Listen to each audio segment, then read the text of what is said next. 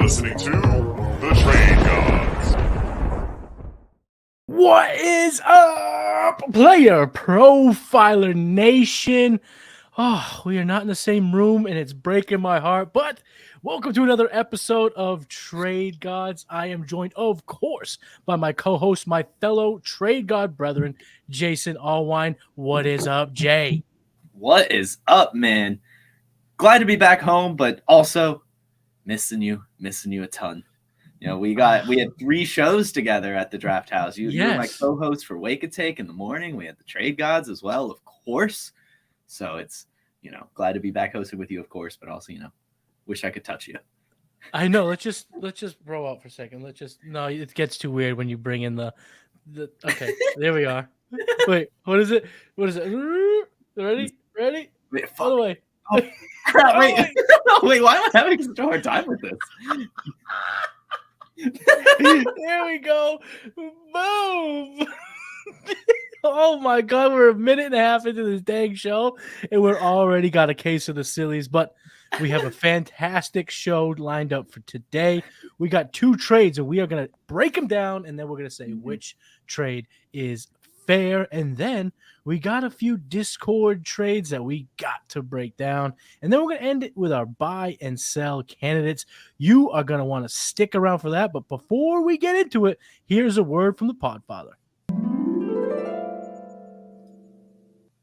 Now, I know many of you are looking for a secret weapon for your Dynasty League, and I have it. It's called the Dynasty Dominator app. You go to the App Store, go to Google Play. It's right there. It's $5 to download, and then every year it's $5 to load the next incoming class of rookies. You can add Superflex, add tight end premium. It's incredible because it allows you to look up players. It allows you to vote on whether a player is a buy, hold, or sell, and then see the market sentiment on that player. And you can compare their lifetime value rating from Player Profiler to their Dynasty ADP at the FFPC, all in the price lookup tool. And beyond that, we have a trade analyzer, so you'll never lose another Dynasty trade again. And in our settings, you can set this is a win now team, this is a rebuilding team, and then we let you compare players. Look at their metrics side by side, prospect metrics, NFL metrics. It's all there. It's $5 in the App Store. There's some add-ons for Superflex and to buy the upcoming rookie class. Every year, you're going to spend $5 on this thing, and it's going to be well worth it.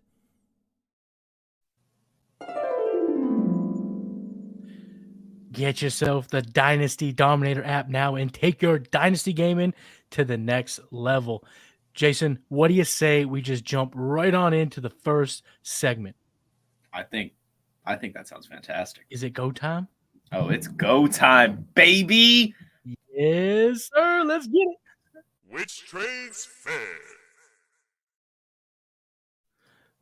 All right. So the first trade we are breaking down, this is a 10-team PPR Superflex tight end premium league.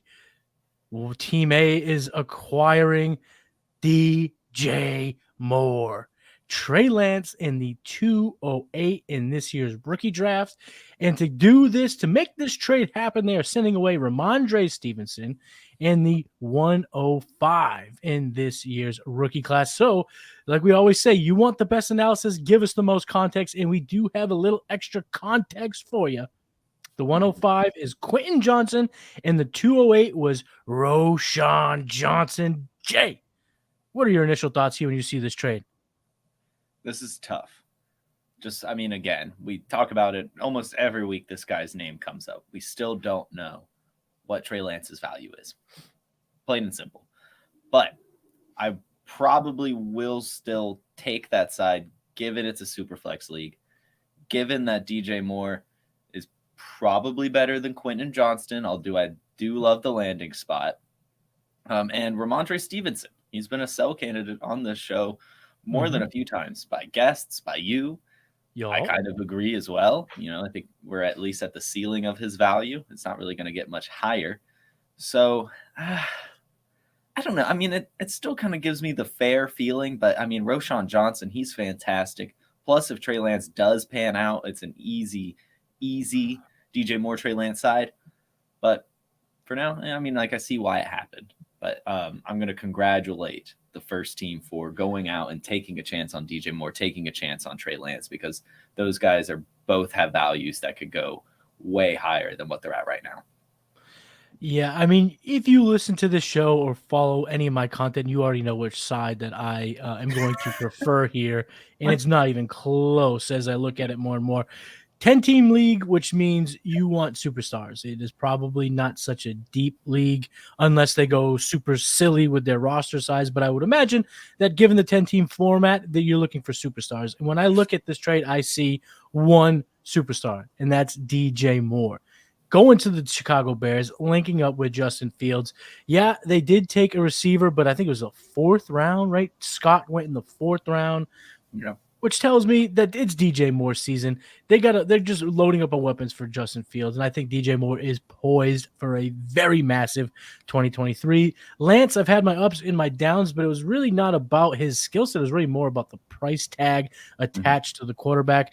This kind of seems like almost a throw-in here, as crazy as that sounds in a super flex format. I don't care if it's 10 teams. Getting a quarterback is definitely a good process. And I personally think that Roshan is going to be a more valuable asset than Quentin Johnston out of rip. I don't know if I will say the same thing over the next 3 years, but right now I think Roshan has a path to being the lead back in Chicago. The coaches are already ranting and raving about this guy, saying he ain't built the same as us, that there's something about him. And the only people standing in his way is a 6th-round pick in Khalil Herbert and Deontay Foreman, who they barely gave $2 million to, which is backup money. Roshan's poised here to take the lead, whereas on the other side, Quentin Johnston, I'm with you.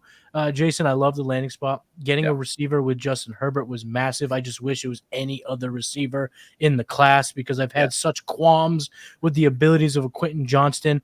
Same. Oh, I actually misspelled it here in the graphic. It's Quentin Johnson, but it is Quentin Johnston with, the kid from TCU.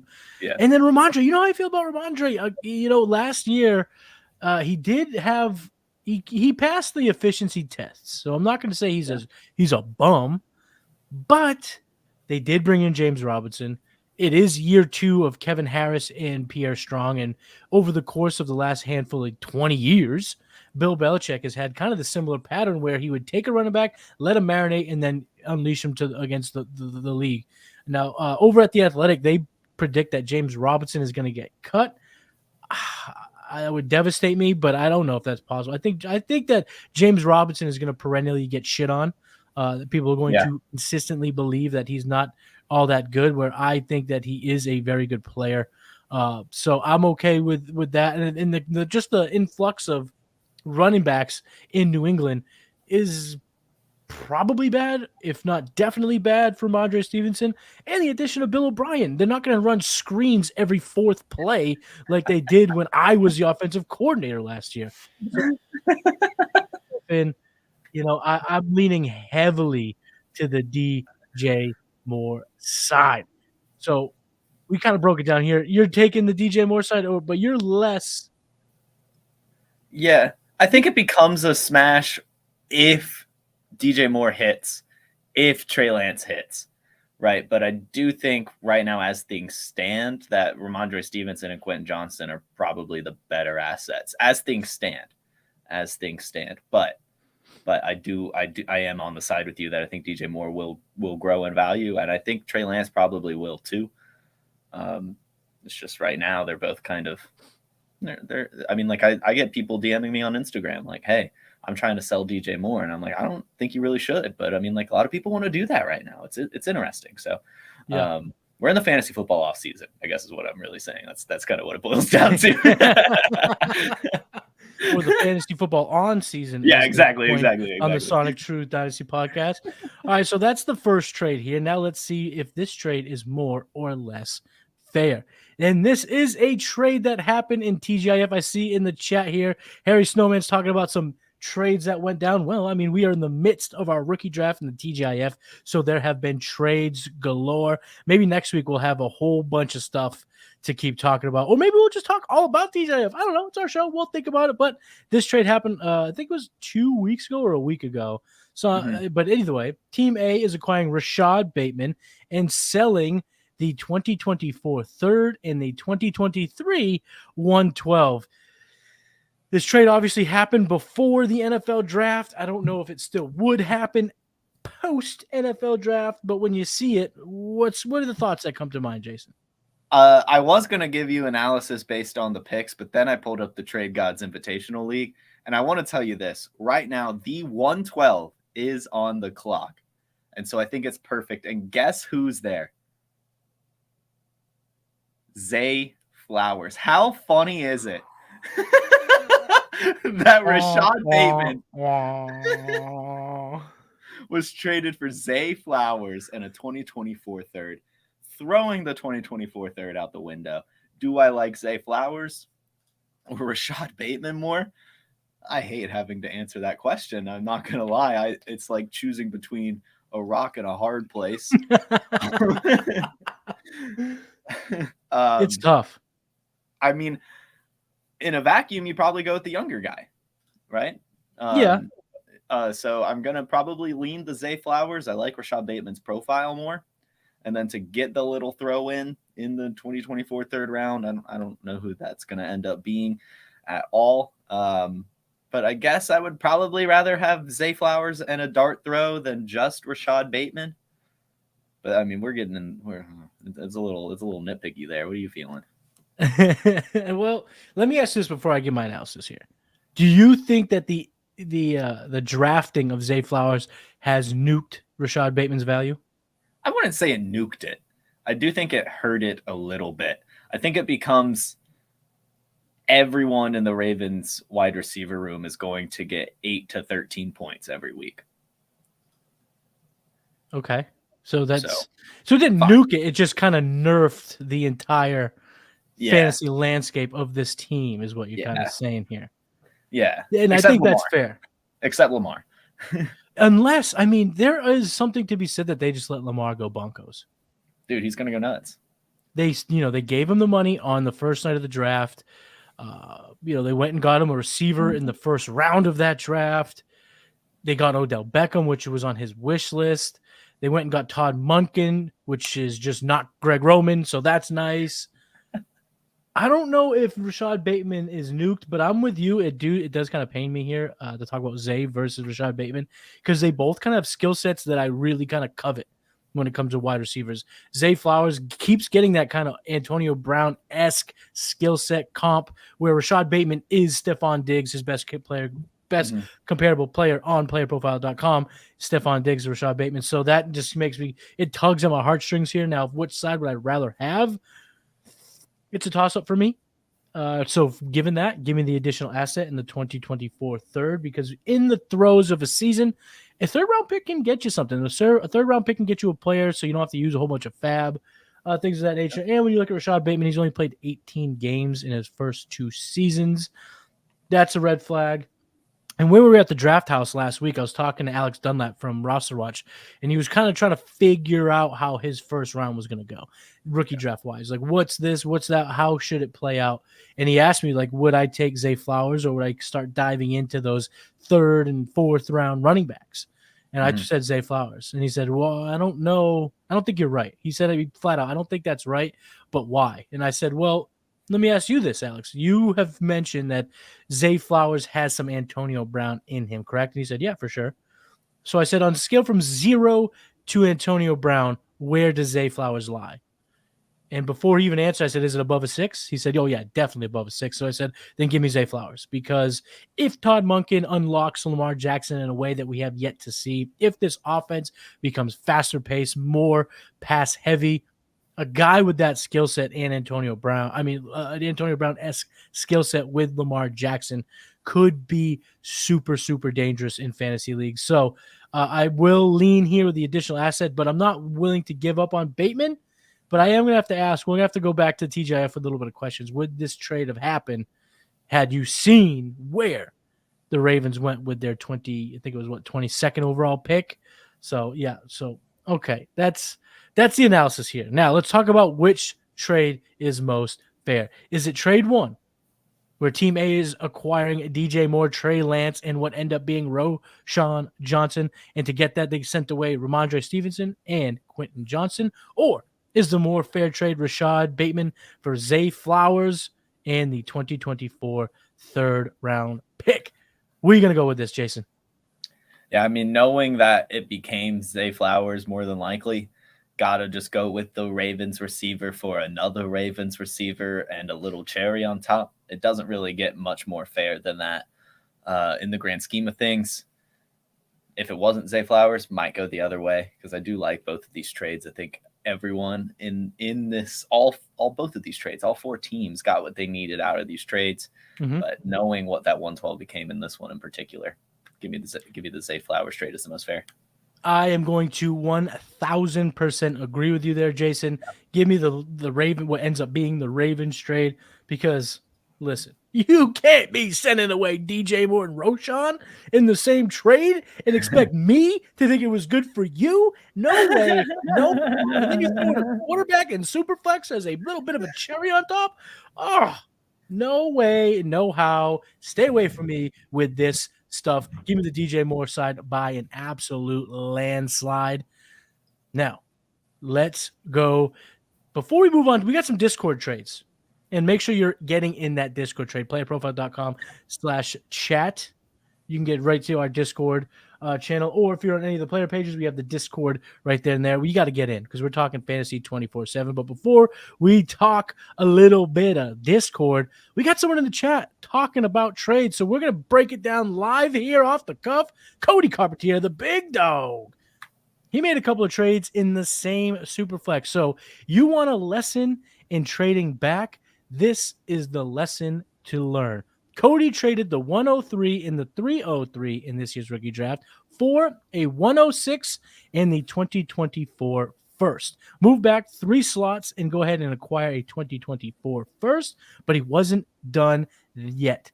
He took the 106 and traded that for the 204, 304, and a 24 first. So essentially, he turned the 103 into the 204, the 304, the 303, and 2 2024 firsts. What are your thoughts here when you see this whole chain of events link up? Yeah, I mean, that's getting tons of capital. And knowing that it's Cody that made this trade makes it a little easier to analyze.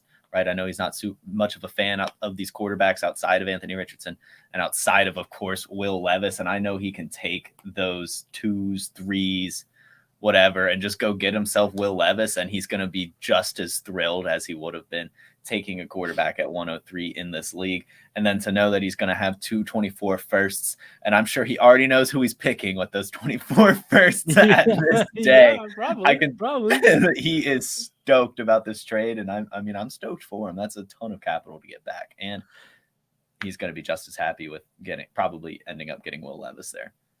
Yeah. So what I am assuming happened here, if I had to guess, was Bijan went first, A-Rich went second, and Cody decided, you know what? I'm going to go ahead and move back here. And do it. If you're going to move back, this is the type of thing you want to do, truly accrue a bunch of assets. And the thing that I do enjoy about this trade, what I really do think is kind of the masterclass of it is the value that will be there in the beginning of the second and in the beginning of the third. There are going to be a number of players. Are they all going to hit?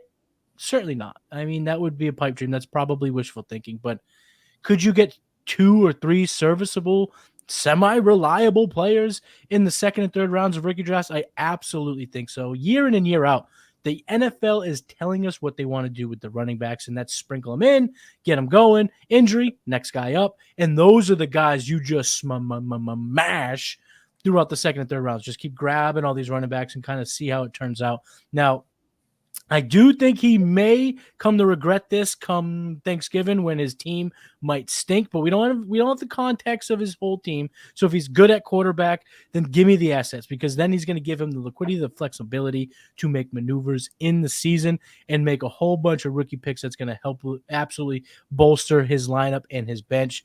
So I like the idea of trading back from the 103 once A-Rich is off the board, but I'm also – you do have to be a little cautious here. It is a little give and take, because I do think Bryce Young, CJ Stroud could be assets in fantasy football in year one even. But trading back, getting the assets, claiming 224 firsts. If one of those top go into the 101 or the 102, if you thought the frenzy was crazy for Bijan and A-Rich and those guys, wait until you see the super flex madness that will be 2024 if Drake May and Caleb Williams do not disappoint. And on top of that, I'm assuming he already has his 24 first. So give that total of 3 going into the season. I do like that a whole lot.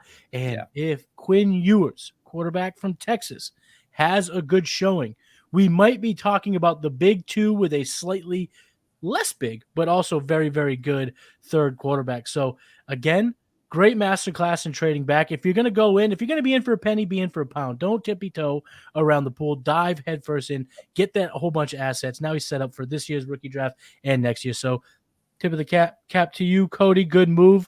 Real quick, I just want to say to the crowd, to the listeners here, your boy made a trade today too. And since Cody's in the chat, I got to throw this out there. If you've tuned into the trade gods, remember when Matty Kelly was here just dragging me about my team build, just absolutely slapping me around, hating on the squad for maybe good reason, but it was because I didn't have a quarterback. So I have been tirelessly trying to get myself a quarterback. So I have been going back with my man Chad here, who's also in the chat, my man Big Country here. Cody Carpenter killing the trades. Yes, he is.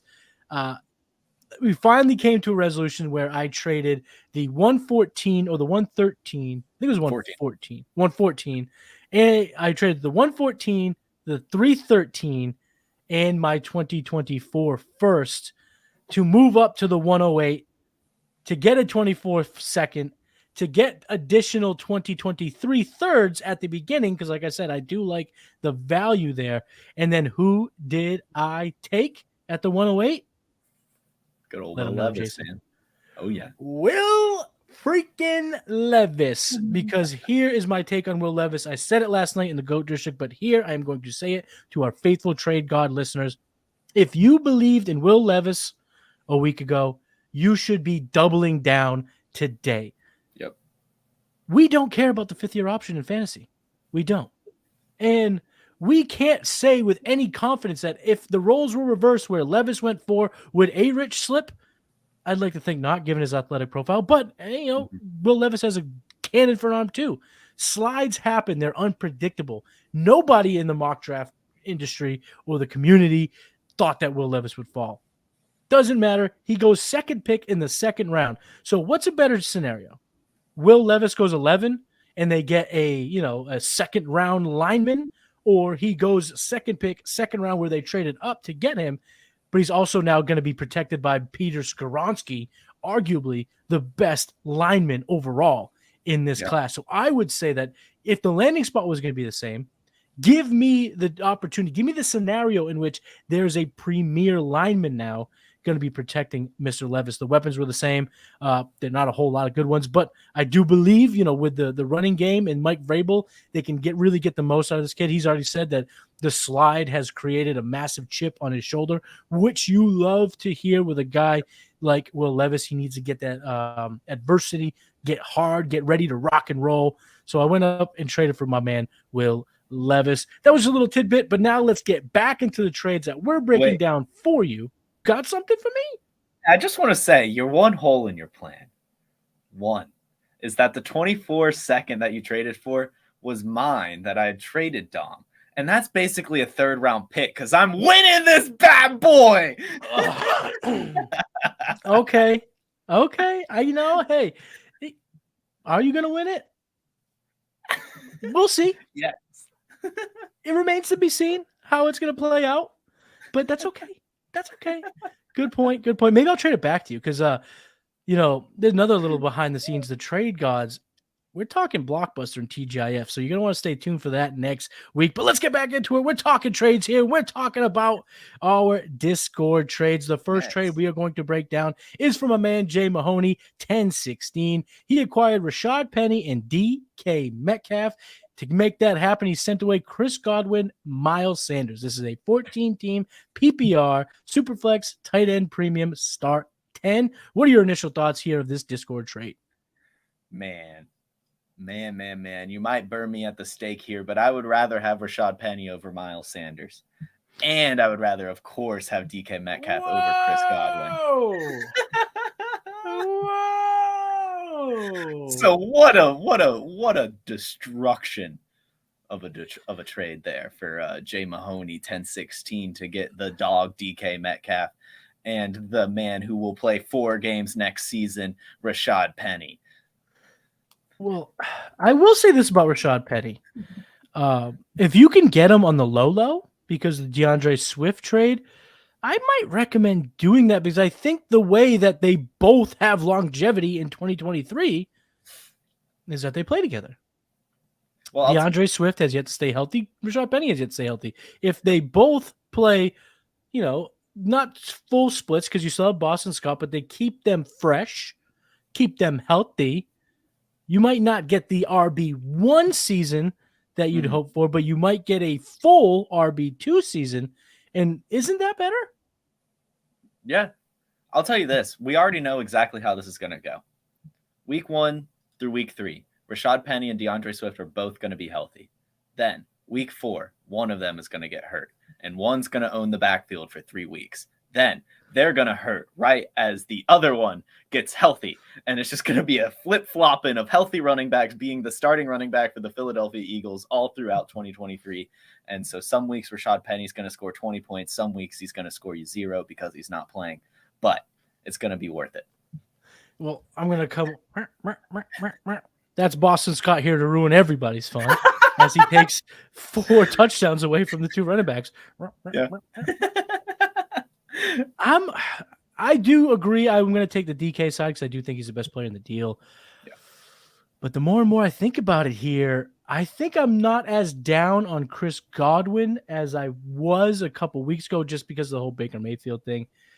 Over the last 3 seasons and 4 out of the 6 years that he's been in the NFL, he hasn't been even over 1,000 air yards. So we don't really need Baker to chuck it a whole lot. We just needed to get to him to, supply Godwin with volume. And he's been super consistent since 2019 on a points per game basis, wide receiver 2, wide receiver 15, wide receiver 7, wide receiver 15 again. So I am not as bearish on Chris Godwin as I thought I would be after seeing that. And I will say this one thing about DK Metcalf. And since, cat's out the bag, we are talking a DK Metcalf trade. Perhaps I am kicking myself in my own face here, but the one worry I do have about DK Metcalf is, could the Seattle Seahawks be so good that they don't need to throw the ball as much as we would like to see given all the pass catchers? Could they just run the ball with Ken Walker, Zach Charbonnet, Devin Witherspoon, Kobe Bryant, Tariq Woolen is maybe the best cornerback room in the damn universe? Yeah. What if they're not in shootouts? What if they're just mauling the NFC West? I mean, the Cardinals stink. The Rams stink. The 49ers are very good, but also play a very 1912 style of football. Mm-hmm.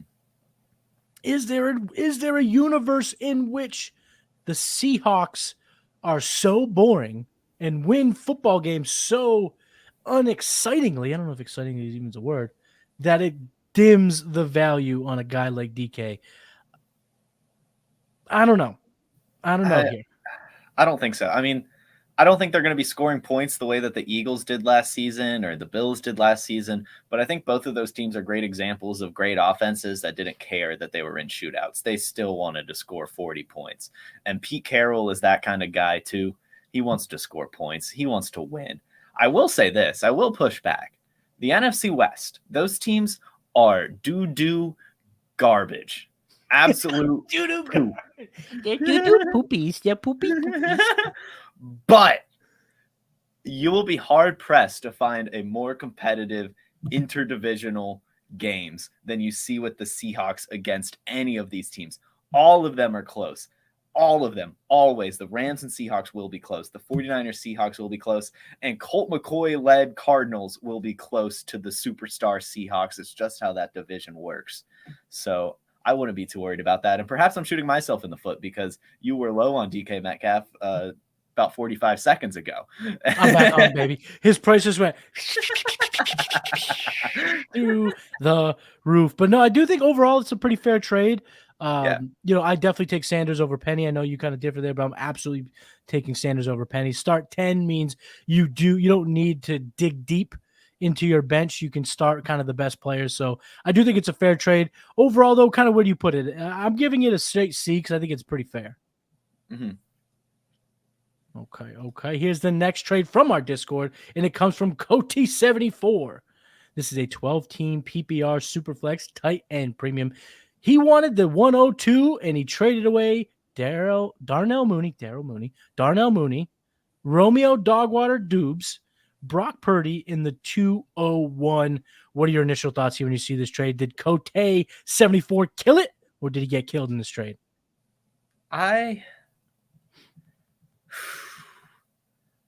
At this point in time, I think I like the trade. I think I do. I'm not in on Darnell Mooney at all next season, and I'm, of course, not in on Romeo Doo-Doos. I'm just going to keep saying those words. That dude sucks.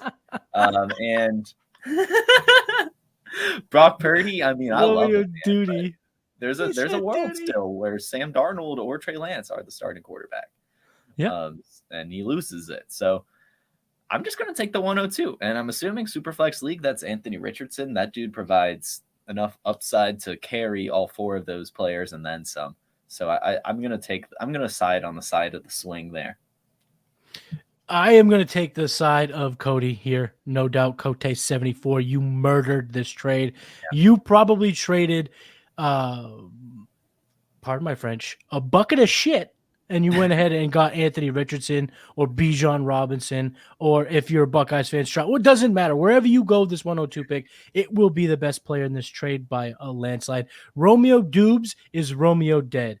Jaden Reed is here for that spot. It is going to be his before we know it. You know Christian Watson is there to fuck shit up. Robert Tonyan out of business. He ain't there no more, but you know who is? Two rookies, Luke Musgrave and Tyler Kraft. The Packers they mean business, and Romeo Dubes, I don't think he's going to be a big part of that business. Purdy, obviously, good player. It seems to be ahead of schedule here. He's probably going to start playing pass in June, so he could make it back a lot earlier than we expected. So I do think you gave up something for Purdy, but if you're talking about Purdy versus A-Rich, you're talking about Mr. Irrelevant versus the most athletic quarterback we've ever seen. Give me A-Rich with a bullet in the 201, even though there's going to be value there. You're going to like the player that you see selected with your former pick. Either way, that's okay for me. Getting A-Rich here, absolute slam dunk. And if you're in a Superflex league, you know how crazy the 102 price tag was. I mean, multiple first round picks, your best player, your second best quarterback, the amount that it was taking teams to get A-Rich to get the 102 was astronomical. And I think here you paid a very, very, very favorable discount. So good for you, Coty. Next trade from the Discord comes from our man JV29. It is part of a 14-team PPR Superflex tight end premium start 10. He is acquiring Dallas Goedert and Justin Herbert. And to make that happen, there goes that man, Darnell Mooney, getting shipped off again for premier quarterback. Mac Jones, Daniel Bellinger, the 1.08 in a 2024 first-round pick. What do you got here, Jay? Why do people like Darnell Mooney so much? What am I missing? Forever now, people are like, I want Darnell Mooney. He's awesome. He had a 1,000-yard season. Okay. I don't know. I wouldn't trade Justin Herbert alone for that haul. And the fact that they also got Dallas Goedert in there, mystical. It is the word I'm going to use. I don't understand it. Yeah, What a trade. JV29, you smashed it. And you know what I'm going to say? This is the type of confidence you get being in our Discord. You can go out and light your league mates team on fire if you get our tips in the Discord, because now we're looking at the third trade that we're breaking down. And so far, we're seeing an even trade and 2 clear dubs. Getting Dallas Goedert, Dallas Goedert's the second best player in this deal, given the tight end premium, in my opinion. Even Mac Jones. 2 best players in the deal for some garbage. That 2024 first that he traded the guy is gonna win the league. That's the second round pick. Yeah, you're not wrong. I mean, and the 108, what are we talking about here? We're talking about one of the first round receivers, Addison, possibly, which I love Addison. I think he might be my wide receiver 1 in this year's rookie class. But yeah, you're getting a good player, but you're giving away Justin Herbert here in Superflex. And start 10 means you don't have to dive deep into your bench, but in a 14-team league, that's a damn good thing. And now you're giving this guy not just 2 starters, 2 beasts. And if you can recall, Jason, we were together for the draft, right? All 3 days, well, almost all 3 days. You had to leave early, which made me really sad. But we were there for the first and second round of the draft, right? Yeah. We watched every single pick. Well, I was at the media room. That's what I was going to say. You were actually at the draft. Yeah. But, so you're asking there for every first round pick, or if we watched it together. No, doesn't matter. We weren't together for the first round, but the second round we were. Second and third rounds we were. Yes. Jog my memory. Did the Philadelphia Eagles draft a tight end? I don't think so. If they did, it's not someone who's going to challenge Goddard. Did they make waves and go draft Jackson Smith-Njigba, Jordan Addison, or someone in the second or third round? No, they didn't. No, they didn't. So Dallas Goedert is poised for another smash season. A top 3 season is not out of the realm of possibility given the high-powered offense. He could score a shitload of touchdowns. He's got that yak ability. Dallas Goedert checks basically all the boxes, and we're actually working on the world-famous draft kit, so get your butts ready for that because that's going to be fantastic. And I was actually doing my write-up on Justin Herbert, and the signs are pointing that this year he could go full Super Saiyan. He's going to have hopefully 3 healthy receivers. He's got Kellen Moore now calling the plays. Austin Eckler did not go anywhere. This could be a massive season for Herbert. So this was an absolute smash, no doubt, of a trade getting Herbert. You know, he led the league last year in money throws. The kid's got an absolute laser rocker arm. So JV29, good on you. Shame on your league mate, though. Wow. That And before we move on, we rarely do this on the show, and I think that maybe something we need to start doing a little bit more. I'm realizing this as we look at this 3 roster spots. I guess technically 2 because it's a 24 person. It's technically 2, yeah. Yeah, but still, I mean, 2 roster spots cleared out. I mean, you'll probably be able to pick up Dan Bellinger again in week 6 when the guy gets tired of holding him. Yeah, the Dan Bellinger thing scratches my head. I mean, makes me scratch my head a little bit too because Darren Waller's there. They just drafted Jalen Hyatt. I don't know if Bellinger's going to be long for this offense in terms of really giving you much fantasy production. So, hey, good on you, JV29. That's why you got to be in the Discord so you can get these tips so you can smash your league. The last trade we are going to break down from our Discord is from MTN Hombre. Mountain Hombre, would you say? Yeah, Hombre? Yeah, say that. Mountain Hombre. Yeah. I'll go with that. Yeah. He is receiving J.K. Dobbins, Treylon Burks, and a 2024 first-round pick, and he is sending away Kenneth Walker, a 2024 second, and a 2023 305. This league is a 12-team PPR Superflex half-point tight end premium, so you get that 1.5 points per reception when it comes to tight ends. Jason, what are your initial thoughts when you see this trade in the Discord? I honestly just want to start crying just about what happened to Kenneth Walker on draft night. The show is going so happily. It's like, I love the guy. Kenneth Walker is one of my favorite running backs. Man, we could be living in a world where J.K. Dobbins outscores Kenneth Walker next season. Oh boy. Oh my Lanta, you're not. It's probably bold, but you're not going to get thrown in take jail for it. Ugh. Like, we might be living in a world where where that's happening. Yeah, maybe. And I hope if not. Will Levis does become the quarterback for Tennessee, we're talking about Treylon Burke's season. I do like that part of it. Yeah, I do. I think that's smart. And then a 2024 first. I think I've got to take that side of the trade. And it sucks. It sucks to say. I don't even like Zach Charbonnet. I'm mad at him for transferring out of Michigan. Dude sucked there. So the fact that he all of a sudden became good and everyone's darling during the draft, kind of eats at me because he's not that good. But, I mean, that Seahawks backfield just in general seems weird. Getting Jackson Smith and Jigba in, they're going to be passing a lot more. It might not be that great of a season for Kenneth Walker. He's going to be a good football player. Yeah. Don't get me wrong. Yeah. Damn good football player.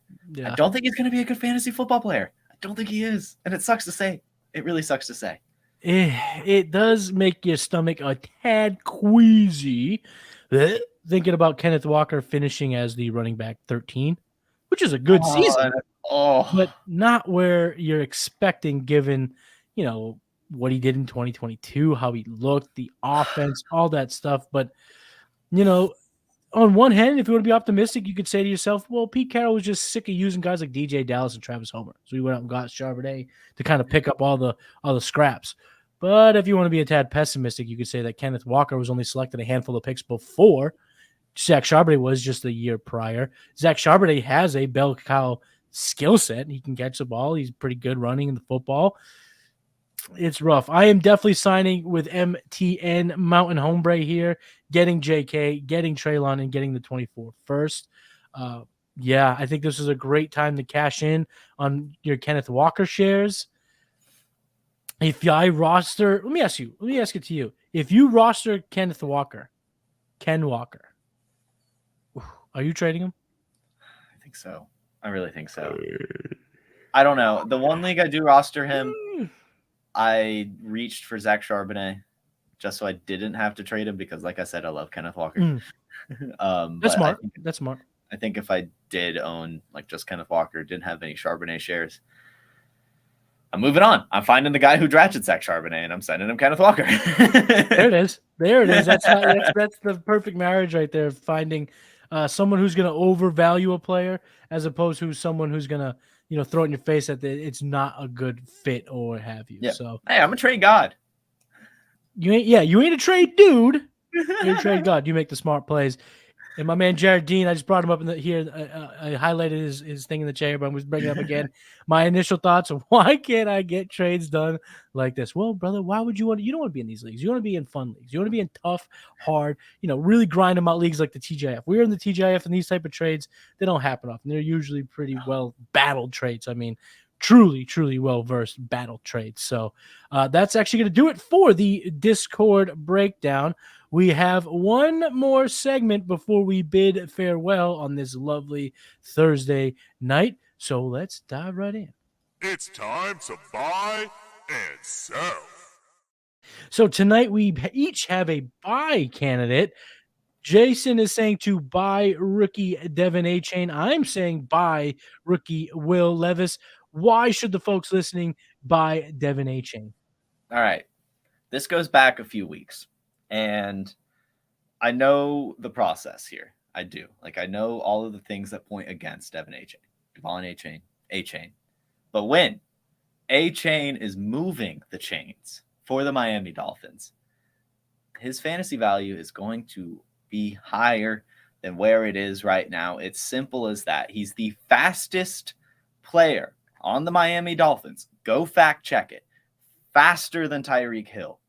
He is. And I don't care that he's 188 pounds and 5'9".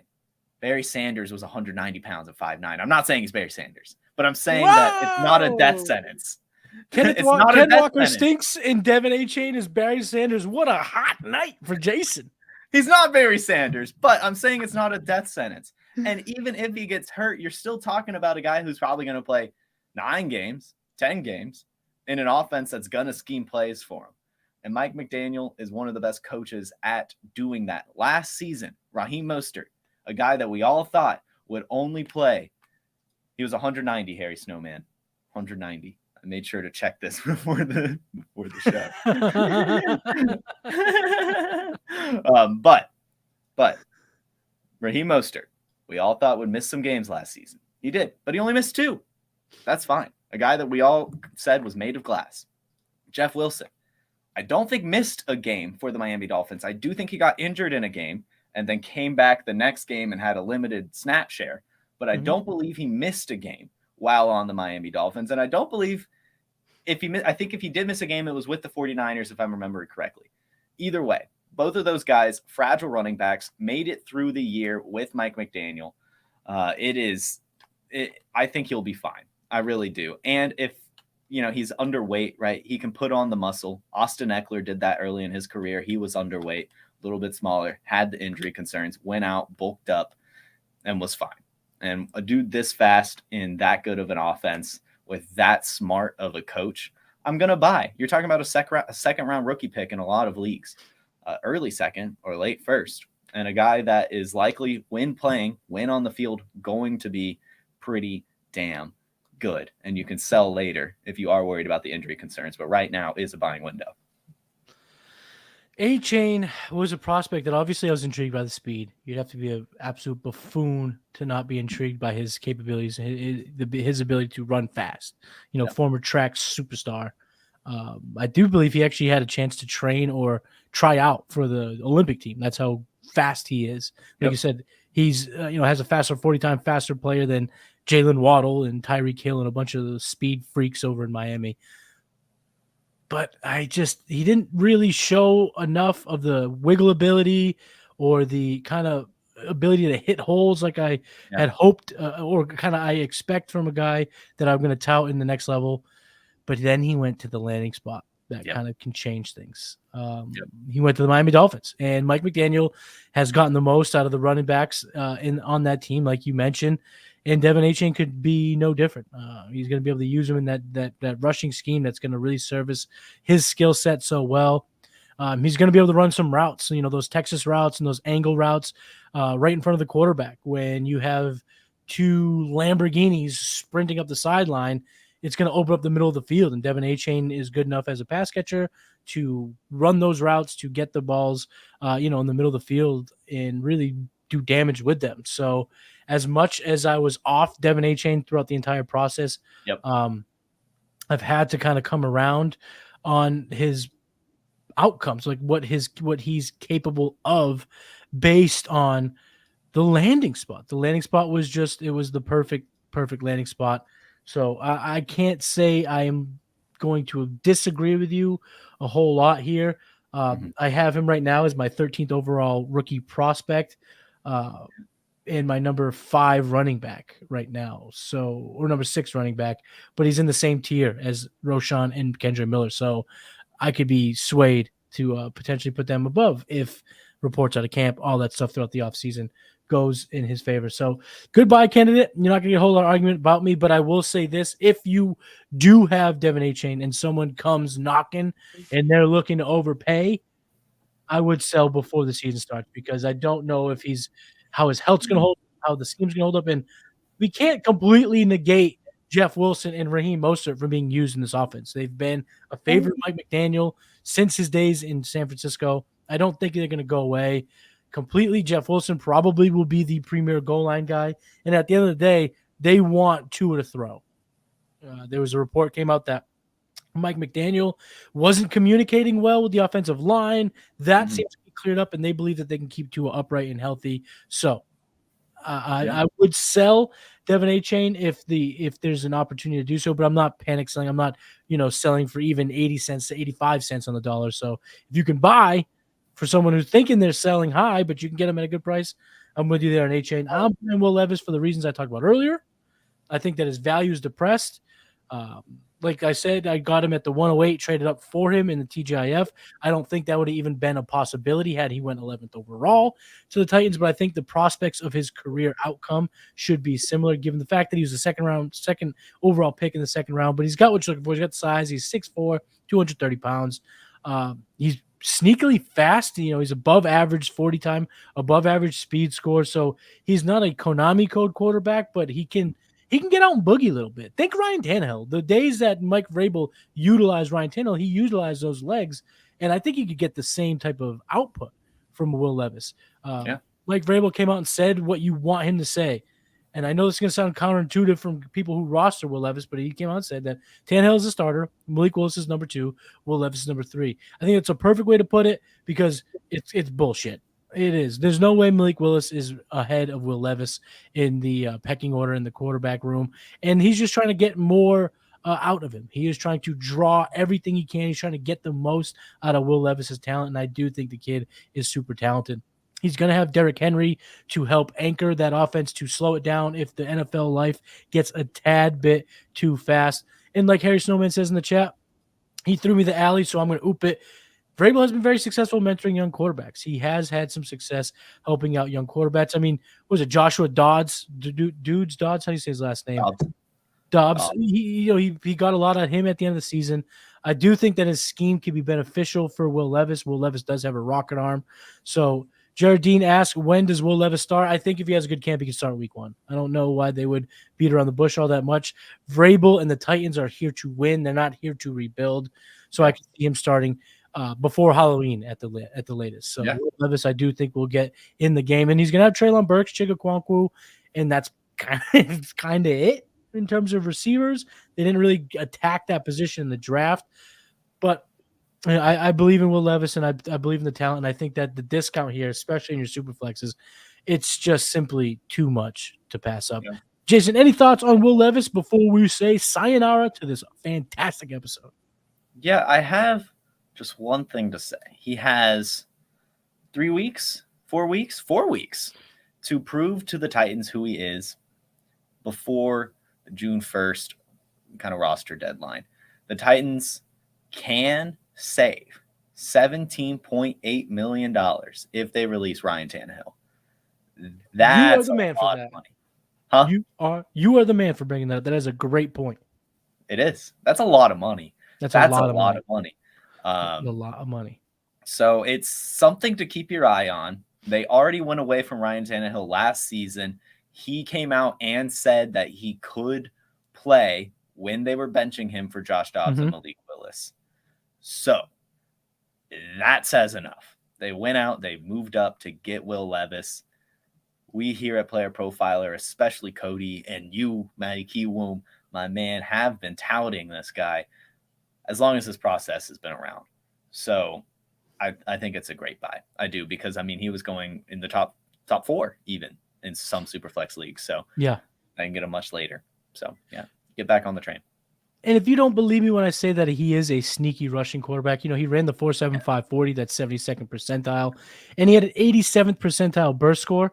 He was actually the 3rd most athletic quarterback in this entire class after he posted a 105 athleticism score, according to Player Profiler's database. Yeah. So I do think that you may see a situation where he can add a couple of rushing touchdowns.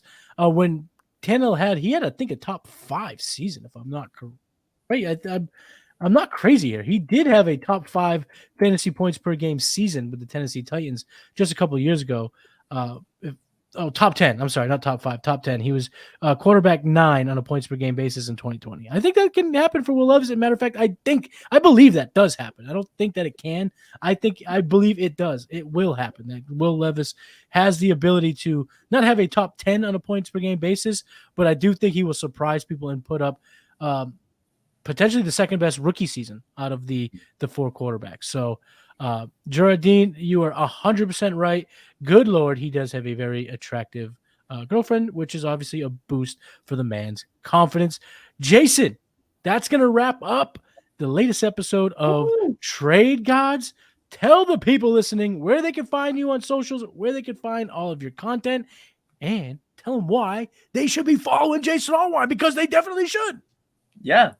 And if you want to do that, do it on Twitter at JFootballWine. It's a great pun. It's a great play on words. And then also, most of my time is spent on our Instagram and Facebook channels. That's Player Profiler Advanced Stats on Facebook and Roto Underworld on Instagram. And if you loved the Trade Gods and you want to see me on another show, check out Wake and Take in the morning at 10 a.m. And if you want to see Matty Kiwoom on another show, what should they watch? Maybe the game plan each and every Saturday coming at you. This week, I do got Cody coming on. We are talking rookie landing spots. There'll probably be a whole lot of Levis talk and a whole lot of breaking down of the rookie class. So definitely tap into that. You can find me on Twitter. I'm at Matty Kiwoom. Check out all the articles, everything that we have at PlayerProfiler.com. If last weekend wasn't a perfect encapsulation of where we're going, where Player Profile will be, I don't know what is, because we killed that weekend. It was so much fun. So much content came out of that one single house. We just have straight killers here. Matt Kelly put together a roster of absolute beasts, some killers here over at Player Profiler. Not literally, just content-wise. That's for the authorities out there. We're not actually killers. But tap into Player Profiler, get all the articles. Find me on Twitter. Tap into the Patreon. Cody and I started a Patreon, the executives. You can check that out. We got Trade Gods each and every Thursday. The game plan, Players Lounge is coming. Oh, baby. We got a whole lot brewing. So you're going to want to be a part of everything that we have going on over here. He's Jason Allwine. I'm Matty Kiwoom. We are the Trade Gods. See you next week. Peace. Hey, you like that video? Be sure to subscribe and activate those alerts so you get notified as soon as new videos drop. And be sure to check out PlayerProfiler.com. We have all the tools for you to dominate every type of fantasy league. We have a draft kit, Dynasty Deluxe, data analysis, DFS Dominator, and don't forget the player rankings to rule them all.